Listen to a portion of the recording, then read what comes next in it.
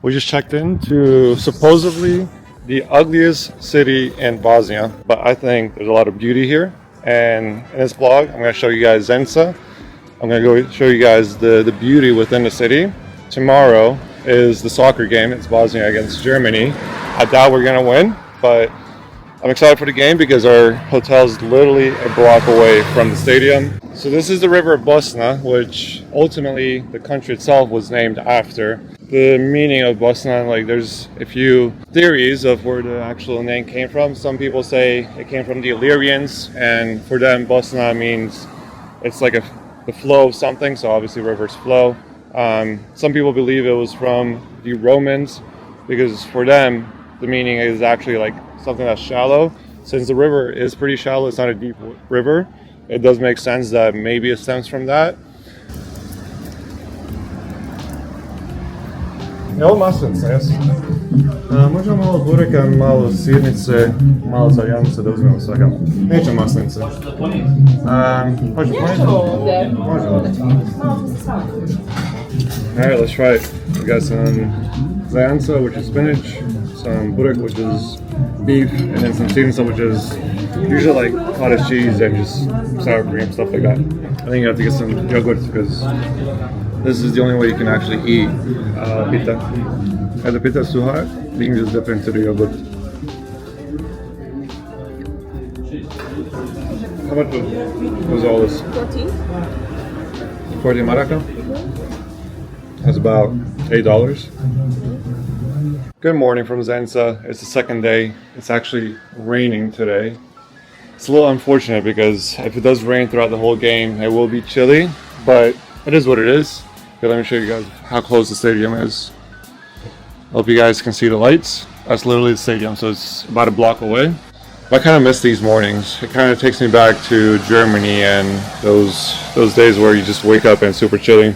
That's the beast that I rented, little Passat 2.0 TDI. So actually super comfortable because I rented it from a private person. Usually whenever I rent cars in Europe, they always screw me. Like I'll pay $800 for the car and then they'll charge me an additional like $700 for insurance and kind of force you to take out this insurance even though my credit card covers any damages.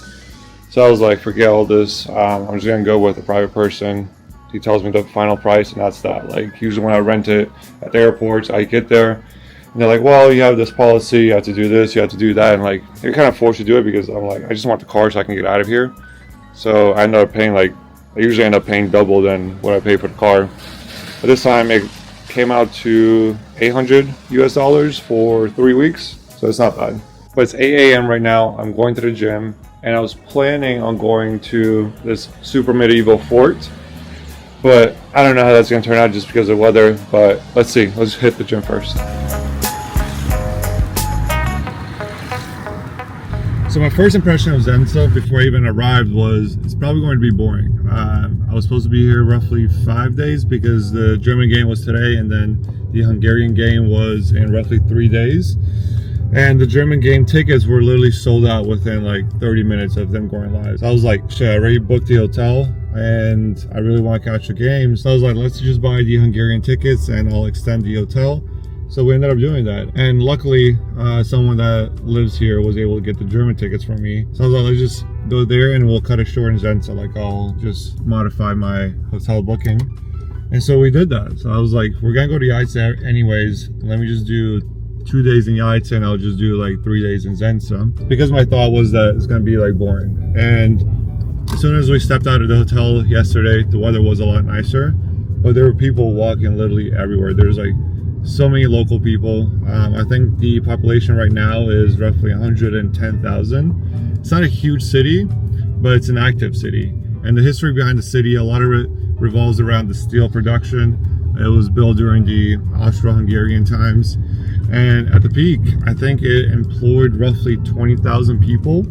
And the things like now, there's roughly 2,000 to 3,000 people employed at the steel factory. But the production is the same just because of all the computers and systems that obviously they are using now at the factory. But a lot of the economy was generated from the steel production. So that's where a lot of the money flourished, and that's why the city grew. A lot of people moved here to work there. Obviously, you know, make decent money, whatever you consider decent money. The current pay at the steel factory for like a mid-sized position, like maybe like management or something, is 1.5k Bosnian money, like 1,500 km, which is roughly, I don't even know, maybe 800 bucks. But the way people survive is they don't have a mortgage, like their house or property was passed down from generation to generation, or maybe they bought something and it was bought out cash, or they built it and their family helped them build it. So a lot of the expenses that usually people have in Bosnia are, you know, food, gas, and so forth. The gas is the most expensive thing. Like in every country that I went to, there's something that's more expensive than within America, and there's things that are like cheaper. For example, like eating out here is cheaper, but gas is expensive. It's roughly 2 km for a liter of gas, and the way it works in Europe, it's in liters, not gallons. And roughly like 4 liters is 1 gallon, and this is the basic gas. It's not even like premium gas. So gas is definitely expensive. That's like my only concern. Bringing the G-Wagon over here, like if I'm going anywhere, I'll probably spend 200 bucks just for like a 2-3 hour like car ride. But something else I noticed in Zenica is that there's a lot of young people. I know there's like young people inside of it too, but here I feel like they're more active. I feel like they're more involved. I feel like this is like their city, and they were born here and they were like raised here. The thing is, like, luckily with the war here, there wasn't much fighting going on here. Actually, here's the German national team down there. So let's hit the gym somewhere here, but I don't know where the gym is. Let's see if we can get closer. It's Deutschland. I can't. Let me turn around. Yeah, there wasn't much fighting here because I don't want to go into war too much, but the Bosnian army was quick to react here. So they kind of pushed out the opposing army, and there wasn't much conflict. So like you won't see bullets in buildings, you won't see a lot of damaged properties, and because of this, they didn't have to rebuild much. So a lot of the buildings are old, and you won't see much modern buildings here. That's why people do call it the ugliest city, because there aren't that many modern buildings. Now, like restaurants and stuff, those are modern because like people like privately renovate them. But the fact that there's no like modern buildings, it tells me two things. Like one thing is like they didn't have to rebuild. The second thing is there isn't a growing population, so there isn't a demand for more than what there is right now. So even though there's like a lot of young people and like the city is active, it's not really a growing city. But Bosnia overall isn't growing. There's still like a lot of people moving out. I think it is shifting slowly. Like people are sticking to Bosnia a little bit more than before, because I think they realize that life in America and Germany and all that isn't all that fancy anyways. I'm pulling up to the gym. They blocked off a lot of the roads because of the German national team being here. They didn't want too many people next to the hotel. But let's see where the gym is. Super foggy out. There's a gym over there, Elite.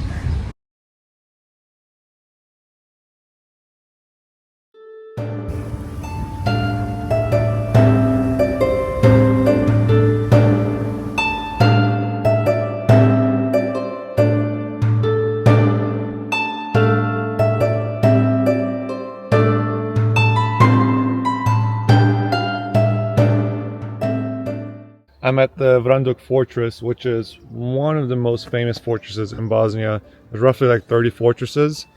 And the thing is, like, with the Bosnian kingdom, there isn't a lot of history out there. During communism, they really didn't teach much about the previous history because they were trying to keep everything under control. I think the history books only went back roughly like 200 years or so forth. But just in the last 20, 30 years, there's a lot more information coming out about the Bosnian kingdom. There's a lot more research being done, and we're starting to learn how vast and how powerful the kingdom truly was. This fortress itself was built roughly 40 to 50 years right before the Ottomans kind of took over and invaded. But this fortress was one of the hardest to actually invade because, as you guys can see, this is the river Bosna that kind of flows through it, and on the other side there's a like very steep mountain. You can't really see it. So it was very hard to, come up here and take over the fortress. And the walls do extend much further. So they extended all the way down behind the city and actually protect the city much more. From what's left right now, there isn't a lot. It doesn't look like a big fortress, but it was a lot bigger back in the day. Keep in mind, this is like 700 years old, so a lot of it did kind of just end up deteriorating, and the walls kind of fell down. But it's cool, like, knowing that Bosnian does have like history. Me being Bosnian, you don't learn this in American books. You didn't learn this in Bosnian books, like Yugoslavian books. And there's a lot more like being kind of studied and researched right now. So I'm excited to learn more. With the Bosnian people that lived here before, like, they weren't Muslim. Like, our religion back in the day were Bogomili, and that was our religion. Now, the history about like Bogomilians aren't super clear either. Some say they came from Bulgaria, like the land of Bulgaria. Again, it's like history that wasn't really studied as much, so not that much is known about it. But then when the Ottomans came over, there was a lot of like Christianity and Catholicism like being spread, and the Bosnians didn't really want to take either of those religions. But then when the Ottomans came, the Muslim religion was the most similar to our religion, and we're kind of forced to like just choose a bigger religion because all the smaller religions were kind of dying out.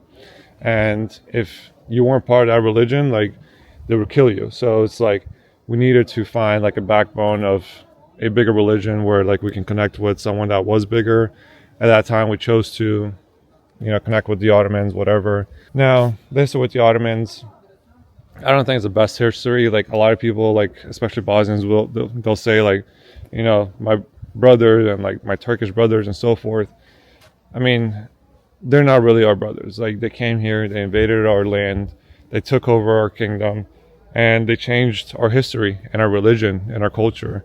I'm not saying it's bad, the way it is right now, but they're not our brothers. Like, we had a powerful kingdom. We were strong back in the day, and we could have prospered just the way we were. But every empire like dies out sooner or later. Everything happens in the world where maybe sometimes you don't agree with it, but it's just nice to know the true history of the Bosnian people, where we stem from. Over there's like a rain well, so it's not like a true well. Usually when it rains, it'll like pour into it, so that's where they would get the water. There's some historical items around here. But to me, the nature is just the most beautiful part. It is fall, so the leaves are changing. I don't know if you guys can see. This cat keeps on following me. But you guys can see the leaves is beautiful. And the clouds are falling like below the mountains.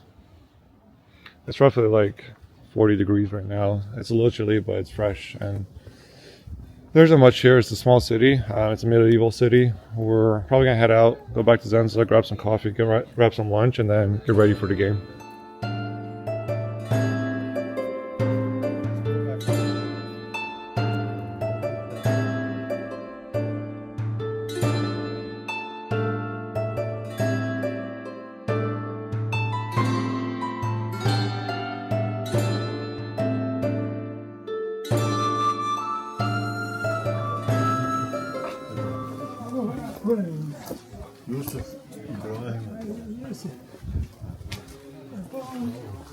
So, как сте?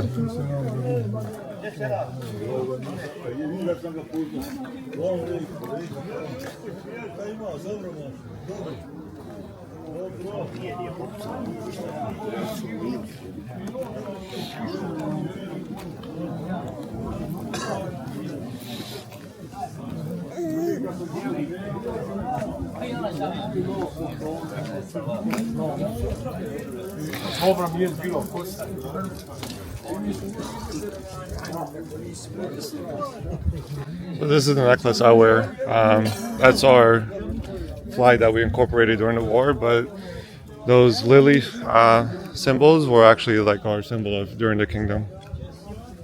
And these are the letters that we used to use during the Bosnian kingdom. It was called Bosančica. But yeah, that's one of our 30 or so fortresses. Beautiful old town, like I said. There's maybe 100 people living in the city. It's time for prayer, so that's why everyone came out. But let's head back to the city.